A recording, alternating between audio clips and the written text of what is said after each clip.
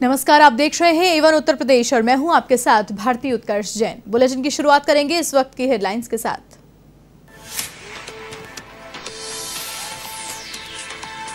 मनीष हत्याकांड के बाद एक्शन में सीएम योगी, अफसरों को दिए सख्त निर्देश। हर दिन सुबह 10 से 12 बजे तक सुने फरियादियों की फरियाद, नहीं चलेगी कोई बहानेबाजी।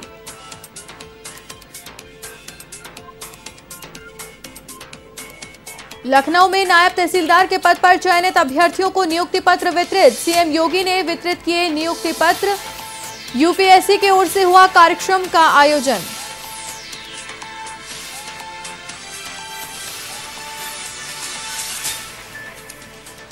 उत्तर प्रदेश की ब्यूरोक्रेसी में फिर से बदलाव, 7 आईपीएस अफसरों के हुए तबादले, 4 जिलों में बदले गए पुलिस के कप्तान।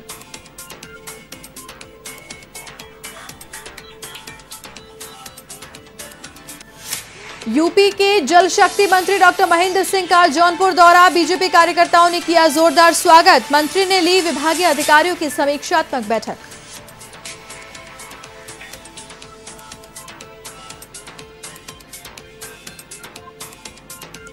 और रायबरेली के रतनश्रीपुर गांव में बिजली विभाग की लापरवाही, करंट लगने से झुलसा मासूम बच्चा, तो करंट की चपेट में आने से एक बुजुर्ग की मृत्यु।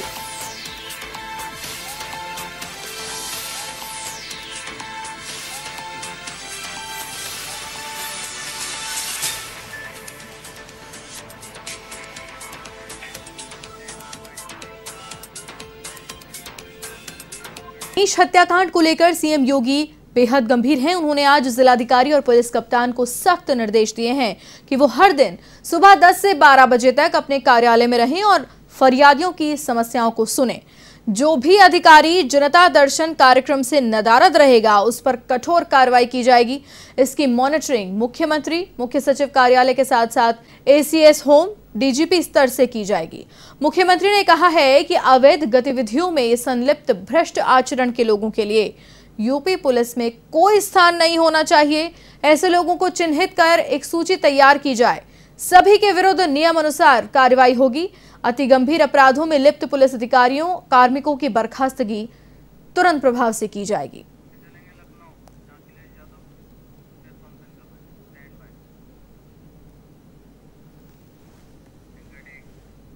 चलिए अब आपको सीधा लिए चलते हैं लखनऊ, जहां पर अखिलेश यादव प्रेस वार्ता को संबोधित कर रहे हैं। पुलिस के बड़े अधिकारी का कहना है आप लोग अपने अपनी जगह बैठे रहिए। अभी नारे ना कोई नारे नहीं लगे, शांति बैठिए। माननीय राष्ट्रीय अध्यक्ष जी अभी प्रेस से वार्ता कर रहे हैं, कृपया सुनिए। अखिलेश जी, पुलिस के एक बड़े अधिकारी का कहना है कि वो भाग रहा था, इसलिए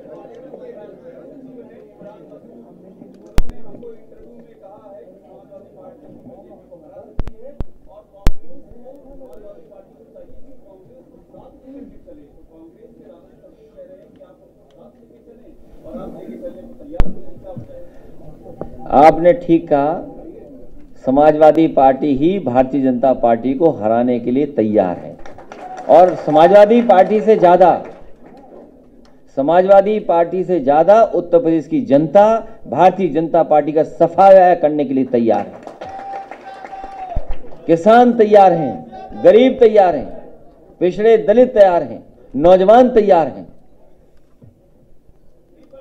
पुलिस के एक बड़े अधिकारी का एक बयान आता है कि वो गोरखपुर में जो हत्या हुई वो भाग रहा था, उसकी डेथ हो गई। उसके बाद डीएम और कप्तान का जो वायरल वीडियो आता है तो ये अपने आप में ये बताता नहीं कि कहीं ना कहीं एक बड़ी साजिश के तहत ऐसा हुआ है। पुलिस और प्रशासन के लोगों का जिस तरीके से वीडियो वायरल हुआ है, डीएम और वहां के पुलिस कप्तान का जिस तरह का व्यवहार उनके माध्यम से हुआ है और दबाव बनाया जाता है कि एफआईआर दर्ज न हो, पीड़ित को न्याय न मिले। जब सरकार उनसे गलत काम करवाएगी, चुनाव में प्रशासन लग करके चुनाव जिताएगा, तो जब उनकी गलती होगी तो कौन छिपाएगा? सरकार छिपाएगी। उनकी गलती इसलिए छिपाई जा रही है, उन्हें इसलिए कार्रवाई उनके ऊपर नहीं हो रही क्योंकि उनसे चुनाव जीतने के लिए मदद ली गई थी। क्या वहां के पुलिस कप्तान भारतीय जनता पार्टी के रिश्तेदार नहीं है क्या? उत्तर प्रदेश सरकार के मिशन रोजगार के तहत मुख्यमंत्री योगी आदित्यनाथ ने लखनऊ में नायब तहसीलदार के पद पर चयनित अभ्यर्थियों को नियुक्ति पत्र वितरित किए। लखनऊ के लोक भवन में आयोजित कार्यक्रम में सीएम ने नवचयनित नायब तहसीलदारों को अपने हाथों से नियुक्ति पत्र सौंपे। तो वहीं ये कार्यक्रम यूपीएससी की ओर से आयोजित हुआ। इस दौरान सरकार ने दावा किया कि 4.5 सालों में 4.5 लाख युवाओं को सरकारी नौकरी मिल गई है।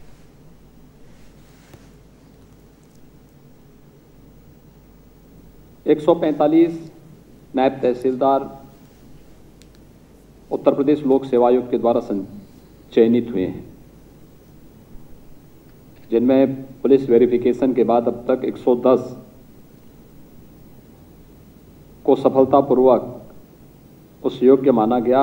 आज उनको नियुक्ति पत्र यहां पर वितरित किया जा रहा है। आप सबके सामने तो पहली बात आई होगी कि आप में से बहुत सारे अभ्यर्थी ऐसे रहे होंगे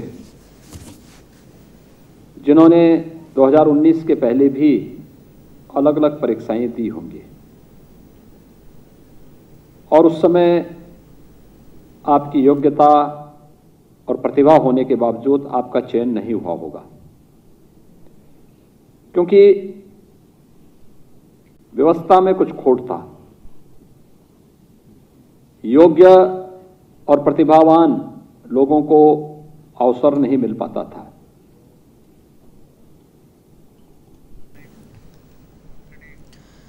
यूपी के जल शक्ति मंत्री डॉक्टर महेंद्र सिंह का जौनपुर में पूर्व विधायक प्रत्याशी अनीता रावत की ओर से स्वागत किया गया। इस स्वागत कार्यक्रम के बाद मंत्री महेंद्र सिंह ने मछली शहर गेस्ट हाउस में विभागीय अधिकारियों की समीक्षा बैठक ली। तो वहीं बैठक के बाद मीडिया से रूबरू होकर सरकार की तमाम परियोजनाओं की जानकारी दी गई। उन्होंने कहा कि प्रदेश का तेजी से विकास हो रहा है और इसी के चलते यूपी में एक बार फिर भाजपा की सरकार बनना तय है। सबसे ज्यादा पानी इस साल बरसा, उसके बावजूद भी हर जगह हमारे बंधे सुरक्षित रहे। कहीं पर कोई पशुहानि, जनहानि, धनहानि, किसी प्रकार की कोई हानि नहीं हुई। तो ऐतिहासिक काम जल शक्ति मंत्रालय के द्वारा चल रहा है।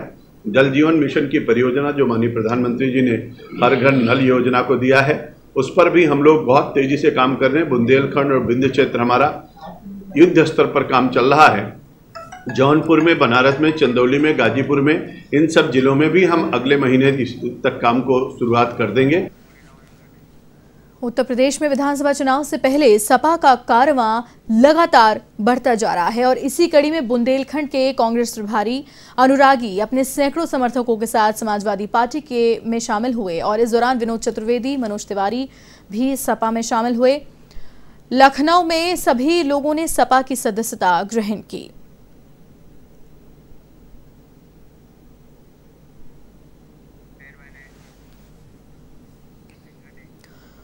सपा प्रदेश अध्यक्ष नरेश उत्तम पटेल कानपुर देहात की रसूलाबाद विधानसभा पहुंचे, जहां पर सपा नेत्री नीलम कठेरिया की अगुवाई में उनका जोरदार स्वागत हुआ। उन्होंने एक जनसभा को संबोधित किया और भाजपा पर निशाना साधते हुए कहा कि वर्तमान सरकार से जनता त्रस्त हो चुकी है। महंगाई की मार से आज किसान ही नहीं, आम जनमानस भी परेशान है, जिसे लेकर आने वाले 2022 के चुनाव में जनता सपा की सरकार चुने। अखिलेश यादव दोबारा से मुख्यमंत्री बनेंगे, जिससे पार्टी इन समस्याओं को 2022 में निदान करने का काम करेगी। और मेहनत करनी पड़ेगी, बूथ पे जाकर के हर बूथ पे जाए, हर बूथ पे। उत्तर प्रदेश में 7 आईपीएस अफसरों के तबादले हुए। इनमें 4 जिलों में गाजीपुर, भदोही, बदायूं, औरैया के कप्तान बदले गए। डीजीपी मुख्यालय में तैनात 2016 बैच के आईपीएस अभिषेक वर्मा को पुलिस अधीक्षक औरैया बनाया गया। तो वहीं अपर्णा गौतम को पुलिस मुख्यालय लखनऊ में तैनात किया गया है। गृह विभाग की तरफ से किए गए तबादलों में 2015-16 बैच के 2 आईपीएस को पहली बार तैनाती मिली है। ट्रेनिंग पूरी होने के बाद लंबे समय से प्रतीक्षारत चल रहे 3 आईपीएस को इन ट्रांसफर लिस्ट में शामिल किया गया। 2006 बैच के डीआईजी रेलवे धर्मेंद्र सिंह को DIG rules and manuals Lucknow की शाखा में साइड पोस्टिंग दी गई है।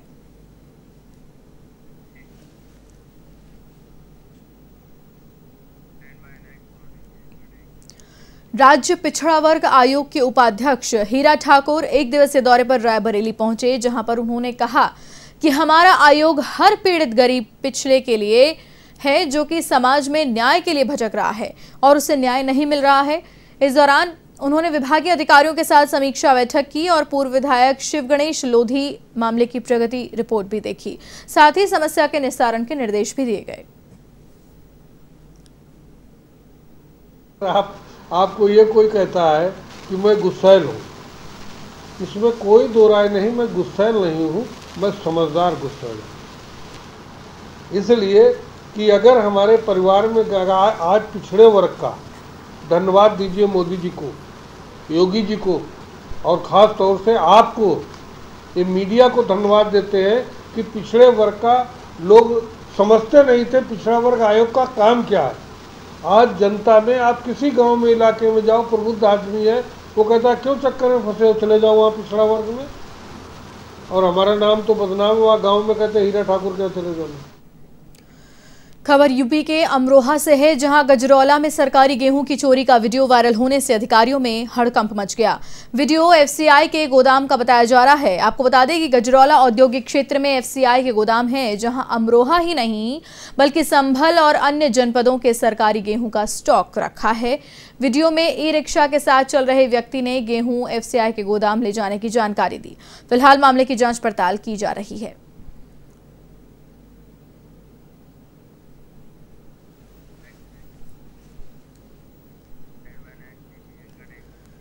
यूपी के हाथरस में कोरोना की तीसरी लहर की आशंका के चलते वैक्सीनेशन शिविर लगाया गया। मुरसान ब्लॉक प्रमुख रामेश्वर उपाध्याय ने इस शिविर का शुभारंभ किया। इस मौके पर आयोजक मनीष अस्थाना ने कहा कि इस तरह के शिविर का प्रबंध अगर हर व्यक्ति करे तो भारत में जल्द से जल्द टीकाकरण पूरा हो सकता है। आज हमारे मनीष अस्थाना जी हैं फार्मा से, हमारे आवास पास कॉलोनी में आज कोविड वैक्सीन का उन्होंने कैंप लगाया है और बहुत अच्छा काम किया उन्होंने, जो कि सार्वजनिक काम किया है, समाज के लिए काम किया है। मैं उन्हें बधाई देता हूँ, शुभकामनाएं देता हूँ। और इस तरह से कार्यक्रम होने चाहिए जब तक जो भी कोविड की वैक्सीन जगह जगह मिल जाएगी तो लोगों को परेशानी नहीं लेना पड़ेगा, क्योंकि काफ़ी दूर जाना पड़ता है, महाराष्ट्र काफ़ी दूर है, और बहुत अच्छा काम किया। एक तरफ योगी सरकार सभी विभागों को लापरवाही बरतने पर सख्त कार्रवाई के आदेश दे रही है, तो वहीं बिजली विभाग की उदासीनता से लोगों की जान सांसत में आ रही है। इस बीच जिले में ऐसी कई घटनाएं विद्युत विभाग की लापरवाही से घट चुकी हैं, जिसका खामियाजा लोगों को भुगतना पड़ा है। ताजा मामला मिल एरिया थाना क्षेत्र के रतनशीपुर गांव का है, जहां बिजली विभाग की लापरवाही की वजह से गांव में बिजली का तार टूटकर नीचे गिर पड़ा। इस बीच लोगों ने बिजली विभाग के लाइनमैन को सूचित भी किया, मगर समय रहते बिजली की सप्लाई बंद नहीं की गई, जिस वजह से 3 साल का मासूम करंट लगने से झुलस गया। तो वहीं एक बुजुर्ग की करंट लगने से मृत्यु भी हो गई। फिलहाल बच्चे का अस्पताल में इलाज जारी है।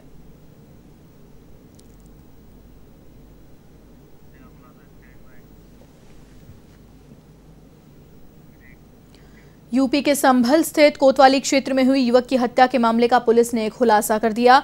इस दौरान पुलिस ने सराय थाना निवासी खेमपाल के हत्या के मामले में आरोपी अनिल को गिरफ्तार किया है।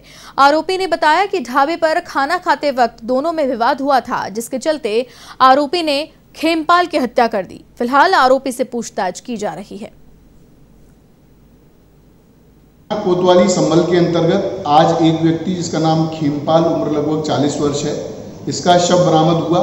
सुबह 6 बजे जानकारी पुलिस को प्राप्त हुई। पुलिस ने सीसीटीवी व अन्य साक्ष्यों के आधार पर त्वरित कार्रवाई करते हुए 3 घंटे के अंदर इस ब्लाइंड मर्डर केस का खुलासा करते हुए आरोपी अनिल को गिरफ्तार किया है। अनिल के द्वारा पूछताछ में बताया गया कि होटल पर रात में खाना खाते समय हुए गाली गलौज के कारण जो विवाद हुआ था, उसकी वजह से उसने खेमपाल के सिर में लकड़ी के गट्टे से प्रहार करके उसकी हत्या कर दी। अनिल को गिरफ्तार करके माननीय न्यायालय भेजा जा रहा है। खेमपाल के शव का पंचनामा और पोस्टमार्टम। उत्तर प्रदेश के शामली स्थित कैराना में सदियों से एक अनोखी परंपरा निभाई जा रही है और इस परंपरा के तहत एक व्यक्ति को काले पदार्थ से रंग दिया जाता है। जब काले रंग का आदमी दौड़ता है तो बाजार में उसके पीछे हजारों लोग मारने खाने के लिए दौड़ पड़ते हैं। रामलीला से एक दिन पहले इस परंपरा का निर्वहन किया जाता है।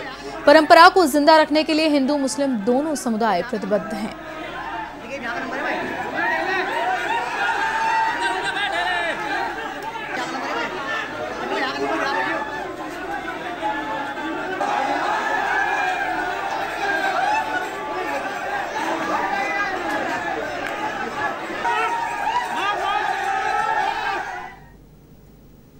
मैं हर साल बनता हूँ। ये तो कोरोना की वजह से एक साल रुक गए बीच में।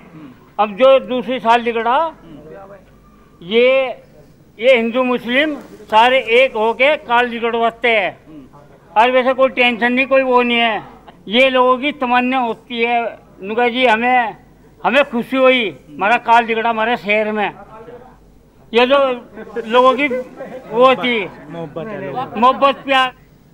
खबर यूपी के देवरिया से है, जहां कंचनपुर गांव के प्राथमिक स्वास्थ्य केंद्र से हैरतअंगेज तस्वीरें सामने आई हैं। दरअसल अस्पताल की बाउंड्री वॉल के पास कच्ची शराब का कारोबार तेजी से फल फूल रहा है। ग्रामीणों का आरोप है कि कच्ची शराब के कारोबारियों ने अस्पताल परिसर में बने आवास को ही अपना गोदाम बना रखा है। ऐसे में ये परिसर शराबियों का अड्डा बना हुआ है।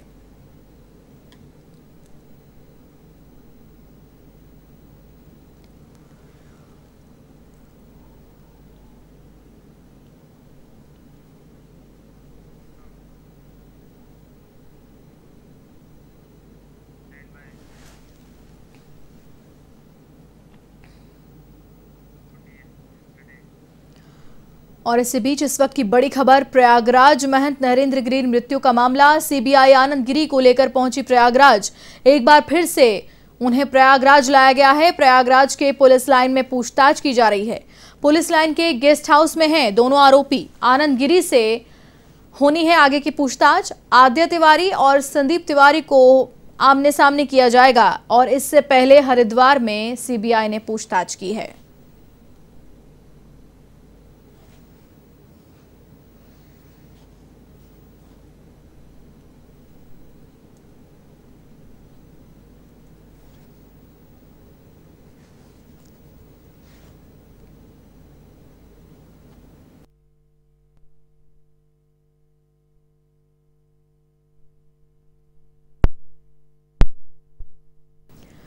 तो हम तस्वीरों में देख सकते हैं कि किस तरीके से पूछताछ का सिलसिला लगातार जारी है। इस पूरे मामले में एक बार फिर से आरोपी को प्रयागराज लाया गया है। प्रयागराज की पुलिस लाइन में पूछताछ की जा रही है।